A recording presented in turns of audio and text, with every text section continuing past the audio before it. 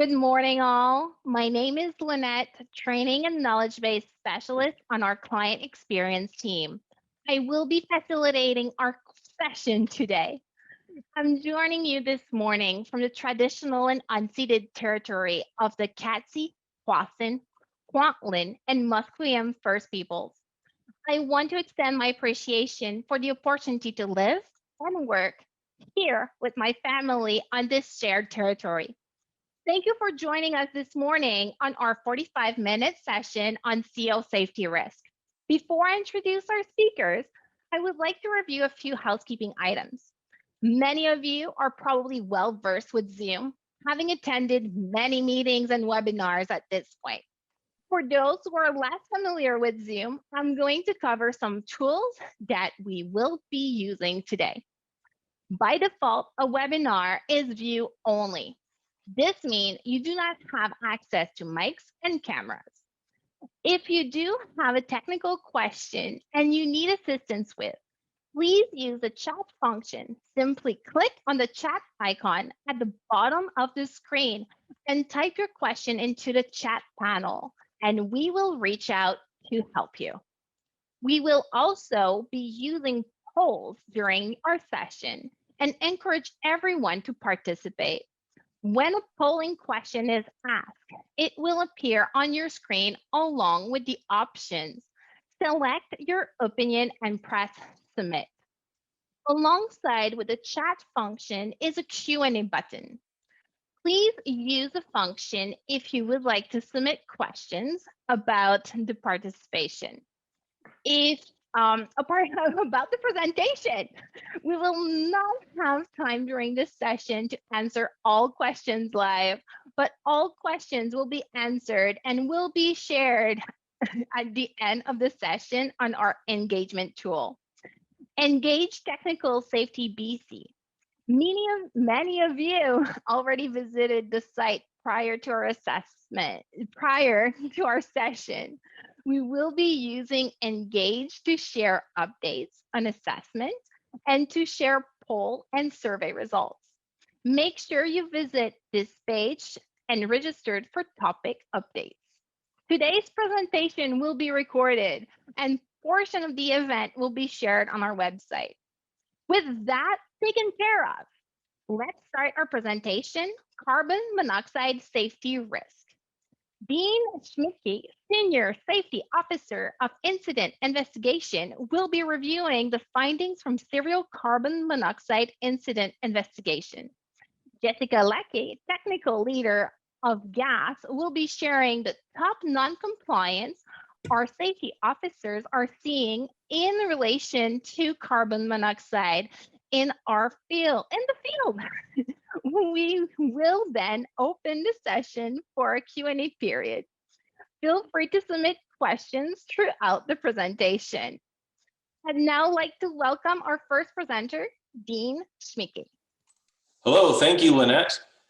So I work here at Technical Safety BC as a Senior Safety Officer of Incident Investigations.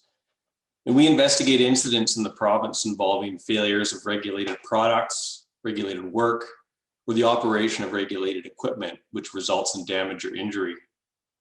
The purpose of our investigations is to learn how and why an incident occurred and use those learnings to try to reduce the risk of similar incidents happening again. Incidents we investigate include CO exposures due to regulated gas equipment. And in the past 5 years, we've investigated 9 fatalities in BC involving CO exposure from natural gas and propane appliances.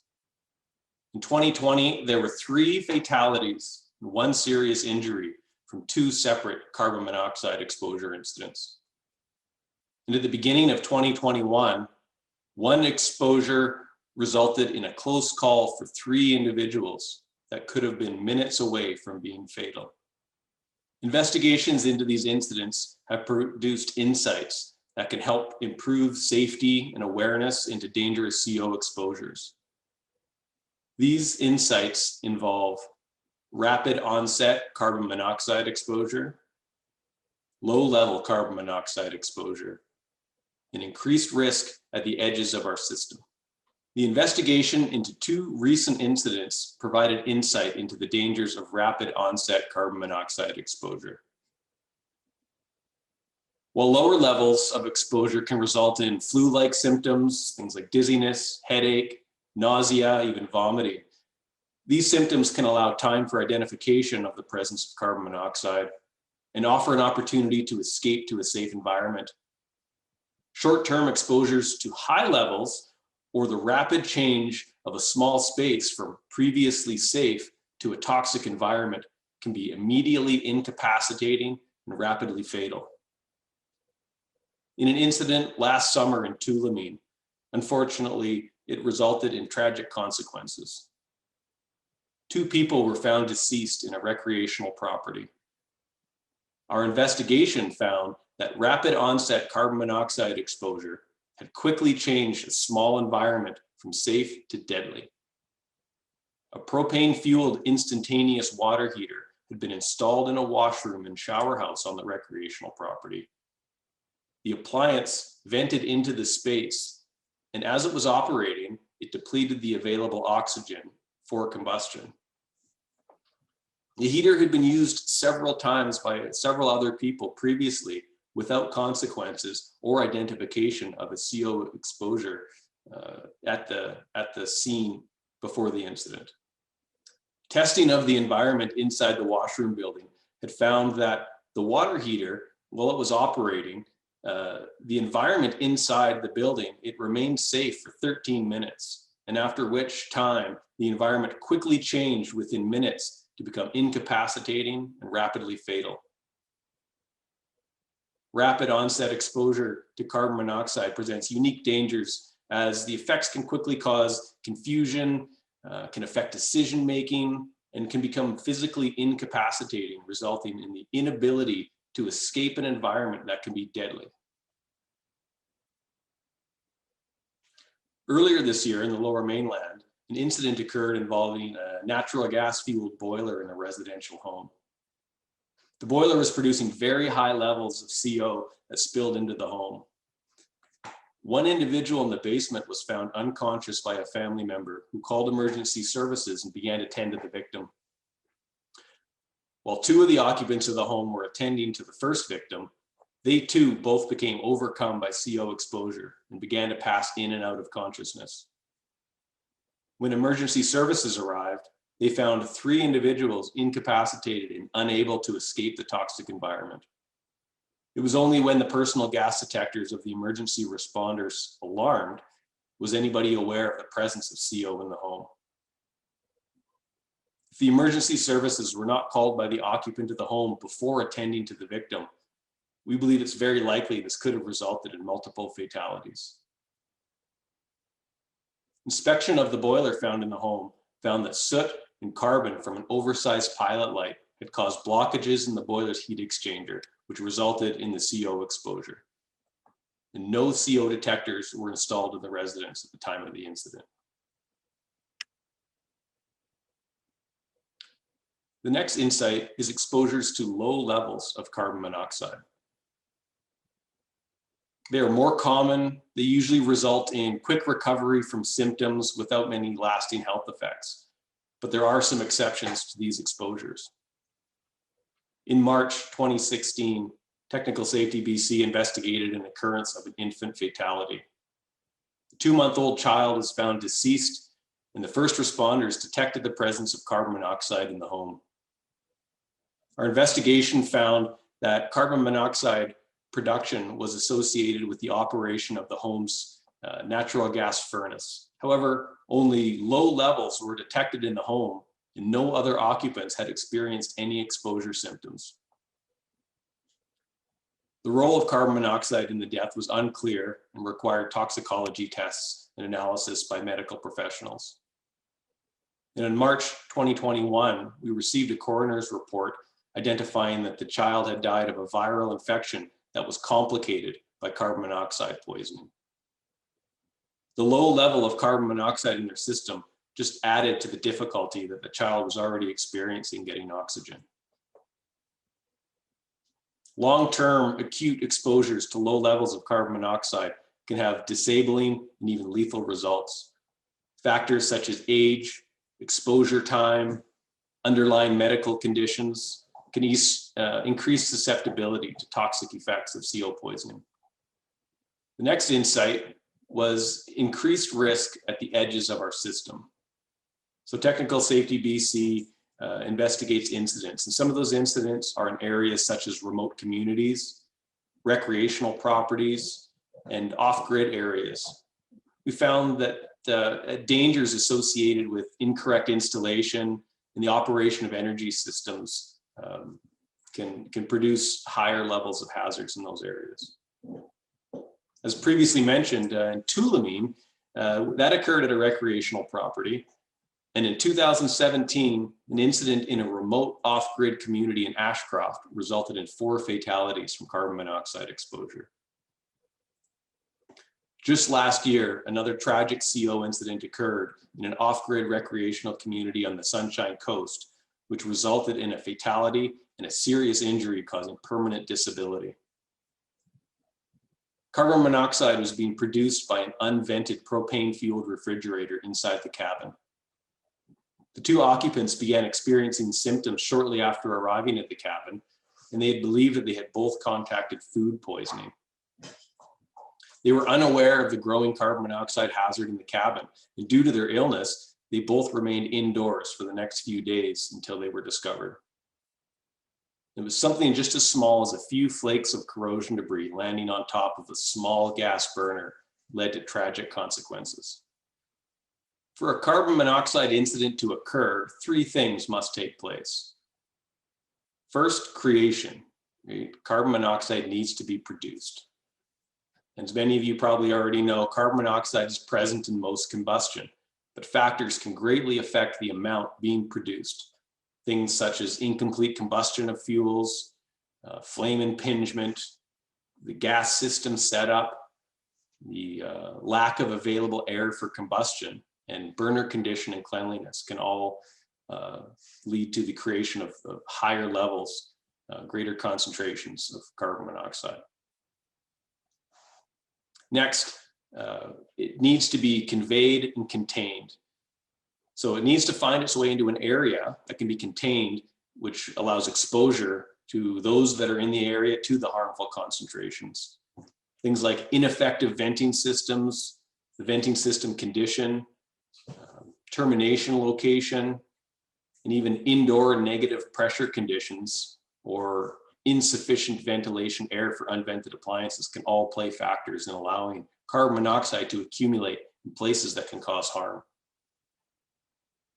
And lastly, it needs to go unnoticed. Concealment.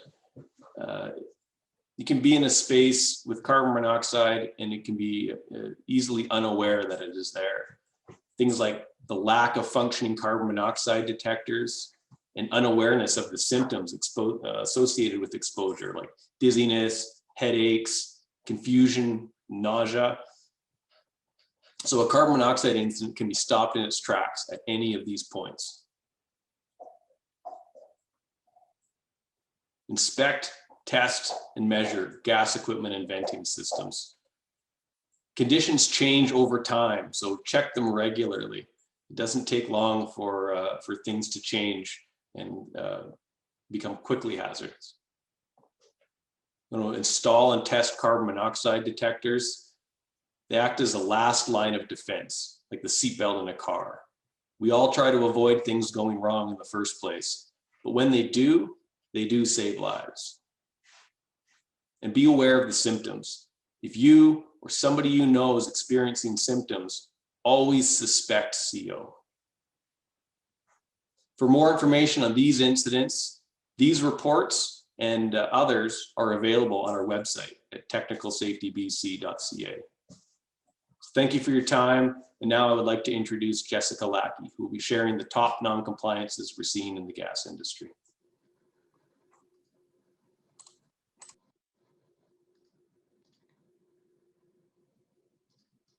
That was very informative on our incidences.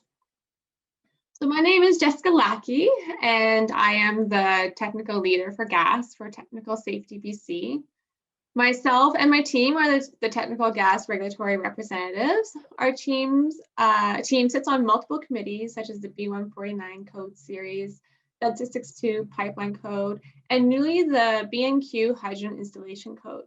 We also are part of many associations, such as the IGAC, the Interprovincial Territorial Gas Advisory Committee. We monitor the technical side of our gas safety regulation and put forth recommendations with our policy team to government. Another aspect is we investigate the trends throughout BC and also the rest of Canada as well, to do with emerging risks and top non-compliances throughout industry. The intent is to raise awareness as to common non-compliances in regard to carbon monoxide and situations which we have encountered over the past year. Remember that your personal safety is paramount, and you should never put yourself in a marginal or even a hazardous situation when dealing with carbon monoxide. We will be focusing on the top non-compliances associated with carbon monoxide. We'll be communicating about general top non-compliances in industry and sharing them with you through a different communication.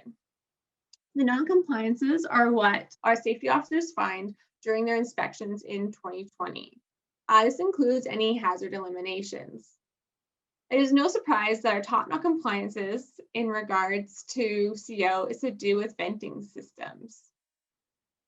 Excuse me. These non-compliances are ranked on the most frequent issues and not based on severity of risk. So this means that a lower risk may have more frequent events and vice versa. So our top non-compliance for 2020 in regards to CO risk is to do with venting systems not being connected as per the certified instructions on the appliance. The certified instructions could be easily overlooked or disregarded, but it's important to ensure that the instructions are reviewed and followed each time, as there could be minor changes. I know myself, I get used to a certain product and how it works, but it's still important to double check those instructions. This is especially true for unique appliances or maybe appliances that you or your gas fitter or contractor may not be familiar with. Following those certified instructions could make the task simpler, ensure it's done effectively, can eliminate confusion, excuse me, and most importantly, ensuring that the appliance is installed safely and the way it is manufactured to operate. This risk is severe as there is more likely to be a leak present that could develop over time into a near miss for CO exposure. Or in the worst case scenarios Dean described, it can be fatal. So this leads into our number 2 most common non-compliance in regards to CO. This is leaking and failing venting systems. So there are various causes of this, but there are some that are most, and these are some of the most reported. Venting being misaligned. Simply, there's an installation issue. There is physical gaps are identified and allowing for the combustion product to leak out and could result in a CO exposure. Venting deterioration is most commonly found with corrosion issues. Signs of corrosions include the rust staining of the vent or the appliance vent connection, or even the deposits of white crystals evident on the vent, as you can see here. It's important to communicate this with your clients about these issues so they are aware of them and can call for maintenance by a qualified person if seen. And the venting not being secured has various applications. Leaks or failures could be mechanical impacts, which can dislodge or shift the venting, mechanical stresses such as expansion or contraction, or even the weight of the appliance simply not being supported. So blockages can happen due to various reasons as well, such as corrosion. It could leave corroded pieces in the venting system and block the combustion product from leaving, causing it to revert back into the occupied area, creating a CO-rich environment. And this affects your combustion air source. If the combustion air is being fed by a CO-rich environment, concentration can increase exponentially, as Dean mentioned earlier. We have seen incidents based on this concept which resulted in fatalities. It is again important to remind our clients to look out for these signs and encourage them to get their appliances maintained frequently. The general public may not be as aware of CO exposure as much as the technical person. It is our place to transfer that knowledge and awareness to them.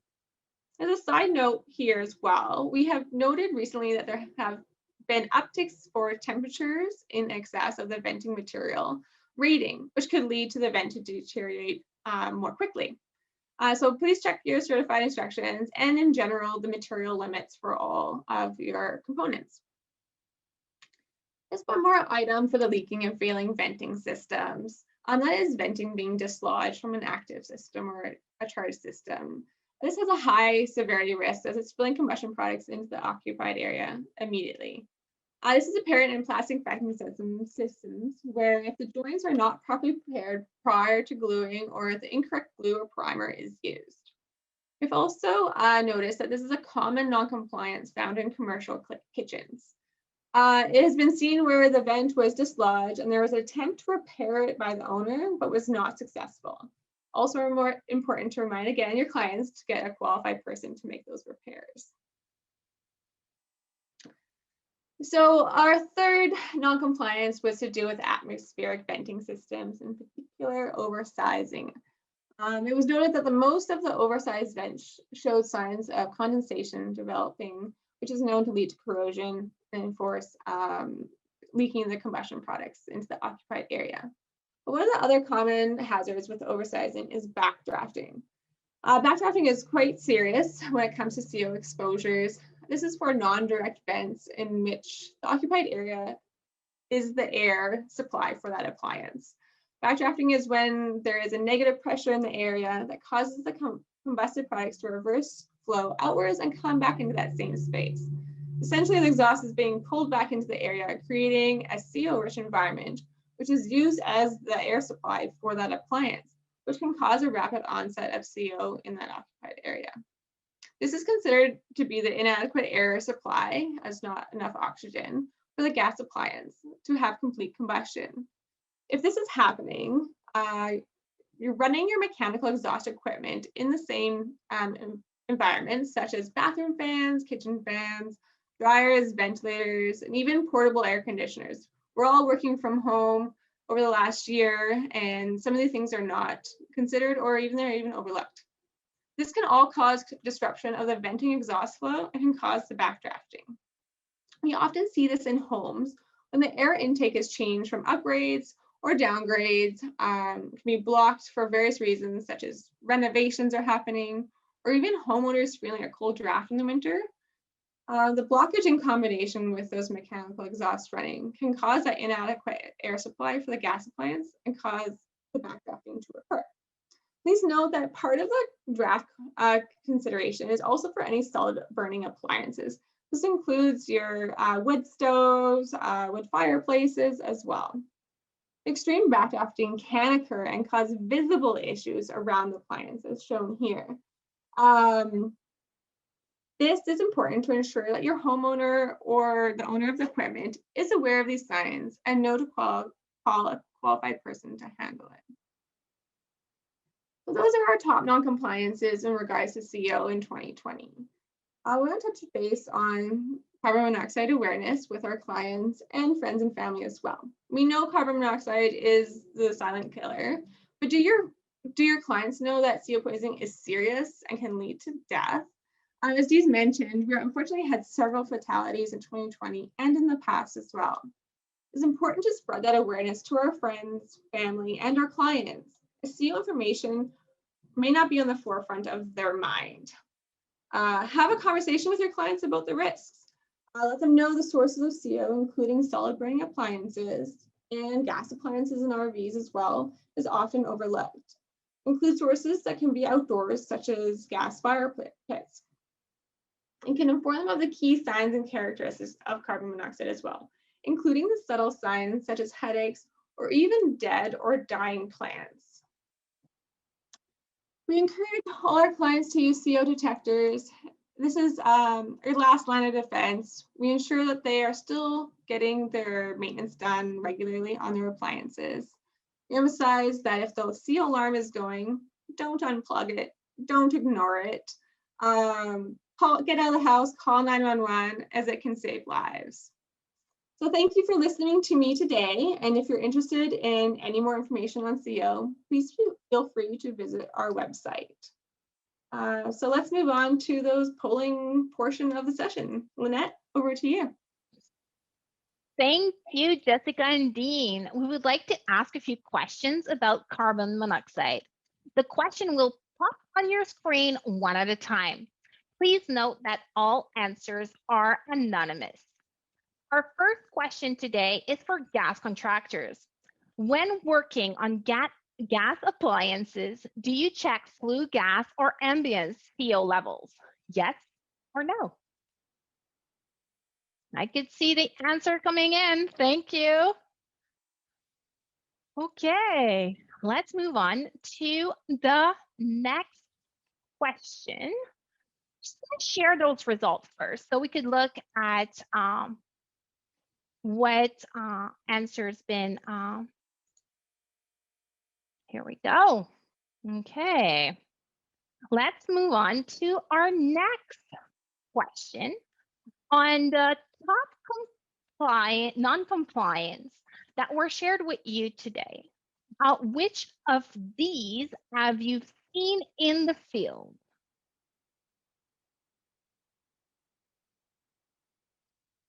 Also, our last question today that you could see below is what non-compliance are you seeing in the field that we did not cover today?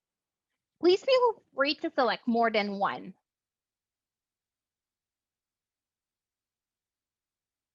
Once again, you should see those questions in front of you. If you could please answer.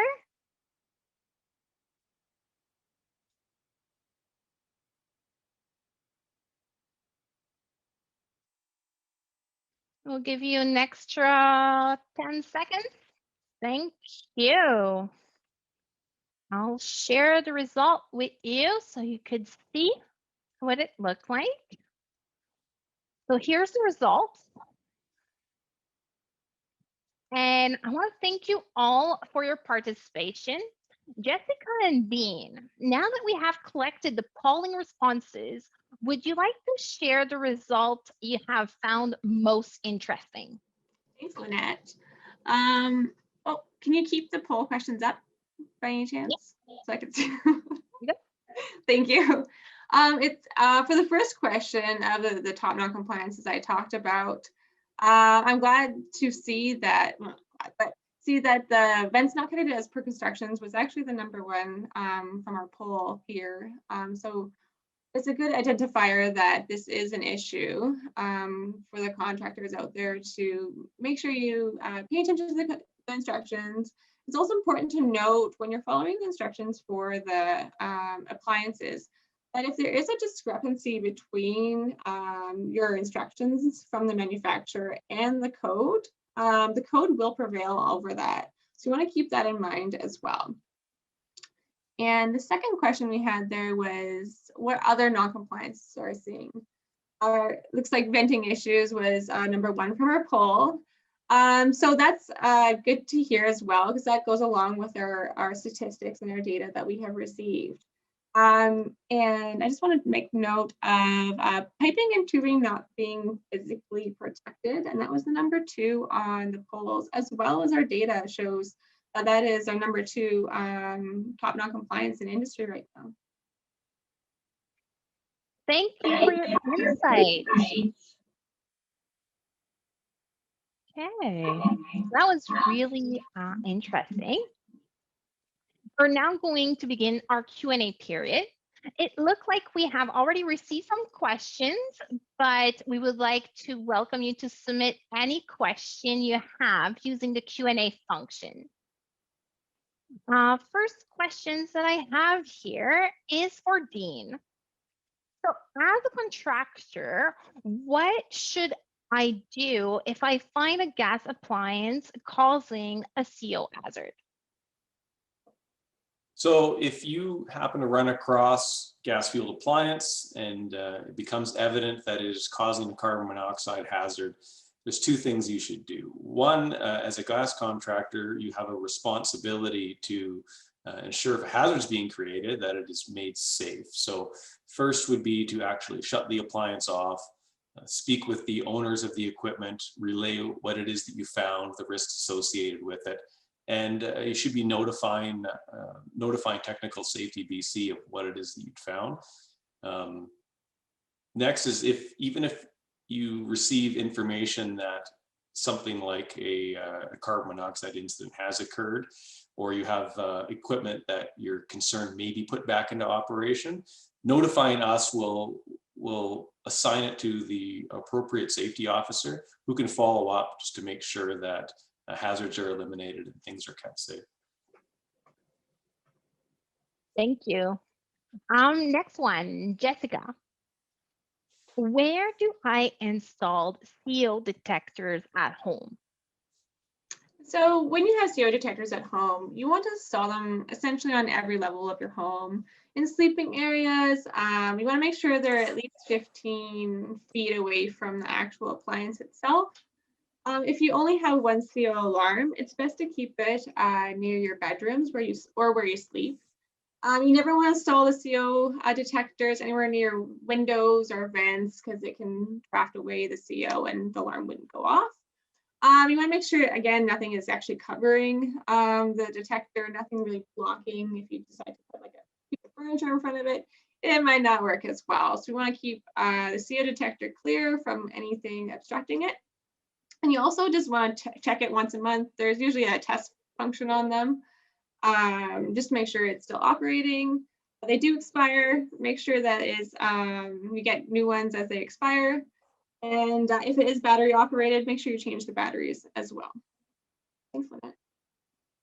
Thank you, Jessica. So 15 feet apart, one from the other, close to a bedroom, sleeping area, and not close to a window. Make sure that it's not covered, and check if the battery's working and check if it's working properly. How often should we check this? You should check it about once a month or so. Okay, so first of the month, Yeah, we'll check if it's working. exactly. Awesome, thanks. We have another question from Dean. What should I do if I become aware of a dangerous CO exposure caused by a gas appliances? Thanks, Lynette. I've highlighted a couple of incidents we've investigated. There's a lot of detailed findings. We use these findings to try to drive change and make things safer. So if we aren't aware of an incident that had occurred, we can't investigate it and get valuable findings from it. So, I kind of hope that if something comes to light, there's learning opportunities, that you submit a notification through our website. We have a hazard and incident notification page on our website. It's very easy to use. And what it does, it will record the information and assign it to an appropriate safety officer or investigator, and we will look into it and try to make things safer. Okay, so basically report an incident on our website, and could we also give a phone call? Yeah, you can also call in our toll-free number and report it as well. Okay, awesome. Toll-free number 1-866-566-7233. Okay, we have time probably for one more, and I will go to Jessica. Jessica, what is Technical Safety's plan for CO awareness in 2021? We do have a lot lined up here for spreading the awareness this year. Actually, this month was Barbecue Awareness Month, so you may have seen some advertisements from Technical Safety BC on that. But mainly our main campaign is in the summertime. It's usually July to mid-September. You'll see on social media, we actually get involved with local media news crews as well. We usually do something in regards to camping and RV safety. We also have our fall CO safety awareness week, and that's usually an campaign. It usually runs from mid-October to December. During the safety awareness week, we talk to different associations. We talk to the fire commissioners. We usually put on tech talk. as well in regards to carbon monoxide. So look for our ads out throughout the year. And if you need any more information on CO, please visit our website for CO awareness. And if you have any suggestions as well, or you notice something in the industry that needs to be brought up in regards to CO or anything else, please feel free to contact us as well. Thank you. We also have a question from Justin. I will open to any of you two that would like to answer. If a notification is made voluntary or enforcement action taken? Yeah, I can take that one, Lynette. Yeah, thanks for making that question, and it kind of gives me an opportunity to explain the purpose of our incident investigations at Technical Safety BC. They are solely for the purpose of trying to find out how and why things went wrong and use those findings to improve the safety system. We are not investigating an incident for the purpose of compliance and enforcement, but that's not saying that it may not happen. It would just happen separate from an incident investigation. If things arise that may need to be handled through compliance and enforcement, we have safety officers in our compliance and enforcement team who conduct separate investigations for that purpose. But yeah, it's not the sole purpose of our investigations. And you can also submit your notifications anonymously. Thank you very much, Dean. I think we have time for probably an extra one. We have one here from Michael. Are there regulations in place or going to be put into place requiring CO detection in boiler rooms of industrial facilities? Do you have an answer? Or we could answer. So all the questions that aren't answered today that we do receive will be answered this week on our Engage page. So Dean, Jessica, do we want to answer this one?